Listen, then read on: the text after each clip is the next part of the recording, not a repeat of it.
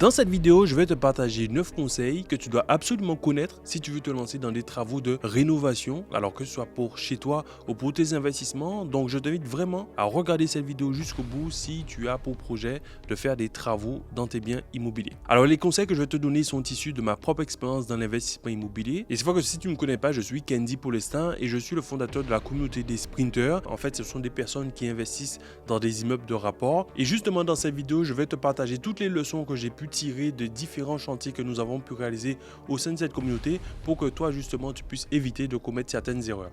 Conseil numéro 1, choisis toujours une entreprise qui a déjà fait ses preuves et qui est établie depuis un certain temps. Moi, je vise le minimum de 3 ans. C'est-à-dire qu'une entreprise qui a été créée il y a 1 an ou 2, je ne vais pas travailler avec elle parce que j'estime que cette personne n'a pas suffisamment d'expérience pour que je puisse lui céder une rénovation de mon projet. Ça, c'est la première chose. Deuxième chose, je vais également essayer de voir des projets semblables ou similaires aux miens, c'est-à-dire des références de personnes avec qui il a travaillé qui sont contentes. Et si cette personne m'a été en plus recommandée, à ce moment-là, je me dirais que c'est un bon point et je pourrais aller à l'étape suivante. Mais il faut absolument que ces deux éléments-là soient déjà validés avant même que je puisse penser travailler avec cette entreprise. Conseil numéro 2, vérifie toujours le devis de l'artisan avant de le signer. Premièrement, vérifie est-ce que la fourniture est bien comprise dans le devis, est-ce que la pose est bien comprise également dans le devis, est-ce que les modifications, les petits ajustements que vous avez convenus ensemble sont notés dans le devis, et tous ces éléments-là doivent être vérifiés avant de signer ton devis. Parce qu'une fois que tu auras signé ton devis, ce sera difficile de revenir en arrière. Donc, je t'invite vraiment à regarder ces éléments avant de signer quoi que ce soit. Troisième conseil, vérifie que l'artisan a bien les assurances pour les travaux demandés. Vérifie que ton artisan a bien une garantie décennale et que cette garantie décennale couvre les travaux qu'il va réaliser. S'il fait des travaux de toiture, il faut que tu vois la notion de toiture notée sur sa garantie, ou s'il va te faire des travaux d'électricité, que ces éléments-là soient notés. Il faut vraiment que tu vérifies ces éléments-là en cas de problème parce que sinon tu ne seras pas couvert. Donc je t'invite vraiment à vérifier toutes ces garanties avant de signer quoi que ce soit avec ton artisan.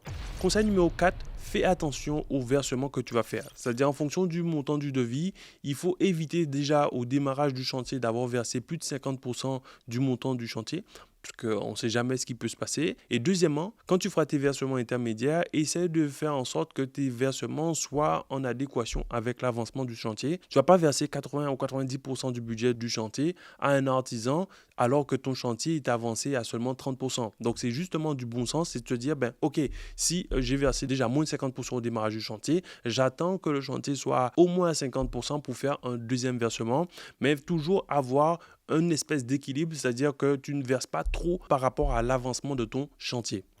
Conseil numéro 5, c'est de toujours avoir des plans de ton projet. Tu veux rénover un bien immobilier ou que ce soit un studio ou un appartement ou un immeuble de rapport, réalise un plan du projet. Et une fois que tu auras fait les plans, tu pourras tout simplement imprimer ces plans et les placarder dans le bien qui est en rénovation. Comme ça évitera des erreurs, des oublis. Comme on dit si bien, un dessin vaut mieux que 1000 mots. Si demain tu as dit à l'artisan, oui, il faudra penser à faire tel truc et que lui, il retranscrit ça à son ouvrier qui a mal compris et que en fait ça part en cacahuète. Donc si tu veux éviter toutes ces problématiques, je t'invite vraiment à imprimer tes plans, vérifier que ce soit la bonne version, ne lui donne pas une ancienne version de ton plan, vérifie que les plans que tu as donnés sont les bons et comme ça tu pourras les placarder sur tous les murs de ton chantier et comme ça tu pourras éviter tout malentendu ou tout oubli. Et moi à chaque fois que j'ai pu voir qu'il y avait des chantiers où ça partait un peu cacahuète, c'est parce que on avait soit oublié de mettre le plan ou soit les plans qui étaient sur le chantier n'étaient pas à jour. Donc vraiment si tu veux réussir ton projet, je t'invite vraiment à ne pas négliger cette étape, c'est-à-dire de faire tes plans, même si ça te demande du temps, mais une fois que c'est fait, tu peux les placarder sur tes murs et comme ça, tu auras quelque chose qui sera là un peu comme un garde-fou.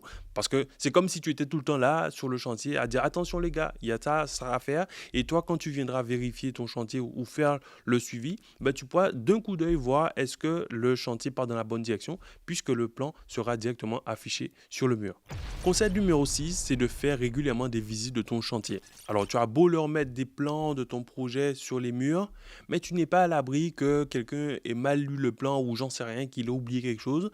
Et toi, il faut que tu sois là un peu comme un garde-fou pour dire « Ah, attention les gars, on a oublié tel élément ou ça part en cacahuète. Parce que ce sera beaucoup plus facile de rectifier le tir au moment où tu vois l'erreur que de le voir à la fin du chantier. C'est un peu comme une maladie, c'est-à-dire plus tu détectes cette maladie tôt, et bien plus c'est facile de la soigner. Mais là, c'est pareil. Quand tu es dans un chantier immobilier, ça peut rapidement partir en cacahuète. Donc, il faut absolument que tu sois vigilant, que tu restes sur tes gardes en visitant régulièrement ton chantier pour pouvoir justement rectifier le tir à chaque moment que ça partira un peu en cacahuète pour pouvoir dire hop, hop, hop, attention les gars, on revient sur les rails pour vraiment atteindre ton objectif et réaliser ton projet comme tu l'avais convenu au départ.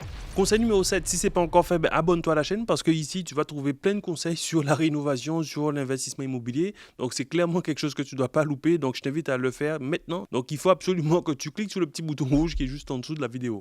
Conseil numéro 8, assure-toi de tester et de vérifier les éléments qui ont été installés dans ton projet. Pour te donner un exemple, si tu as fait installer une cabine de douche, vérifie que l'eau coule bien au niveau du robinet. Est-ce que ça s'écoule correctement? Est-ce que tu as bien l'eau chaude qui arrive? Parce que ça m'est arrivé moi d'avoir un lavabo qui était installé et de me rendre compte que quelques mois plus tard qu'en fait il n'y avait pas l'eau chaude, qu'il y avait deux arrivées d'eau froide. Et ça j'ai pu le voir que parce que l'un client m'a dit monsieur j'ai pas d'eau chaude qui arrive dans le lavabo. Et moi je lui dis oui mais tournez à gauche. Il me dit non, j'ai tourné à gauche, il n'y a pas d'eau chaude monsieur. Et c'est en venant que j'ai pu constater qu'effectivement les artisans m'avaient mis deux arrivées d'eau froide parce que j'avais pas testé ce lavabo. Donc je t'invite à vérifier et à tester tous les éléments qui ont été installé sur ton chantier. Le conseil numéro 9 n'est pas directement lié à la rénovation, mais est quand même très important. C'est en fait le fait de conserver toutes les factures relatives à ton projet de rénovation. Ce sera important pour deux choses. Premièrement, en cas de problème, pour l'assurance et deuxièmement, pour la fiscalité. Si tu fais du locatif, par exemple, tu auras besoin des factures pour pouvoir réduire un peu tes impôts. Donc, clairement, c'est des éléments que tu dois conserver précieusement et ne pas simplement les jeter une fois que tu auras fini ton projet de rénovation. Un conseil bonus que je te donnerai, c'est également de regarder des vidéos de projets de rénovation. Notamment, je vais te mettre la playlist là dans l'écran pour que tu puisses voir un peu des exemples de projets de rénovation pour que ça puisse te donner des idées, notamment sur comment optimiser les coûts des rénovations, etc. Donc, clique sur la playlist justement pour regarder la prochaine vidéo et comme ça va t'aider justement sur ton projet immobilier. Moi, je te retrouve directement dans la prochaine vidéo juste à côté. Donc, clique sur la playlist.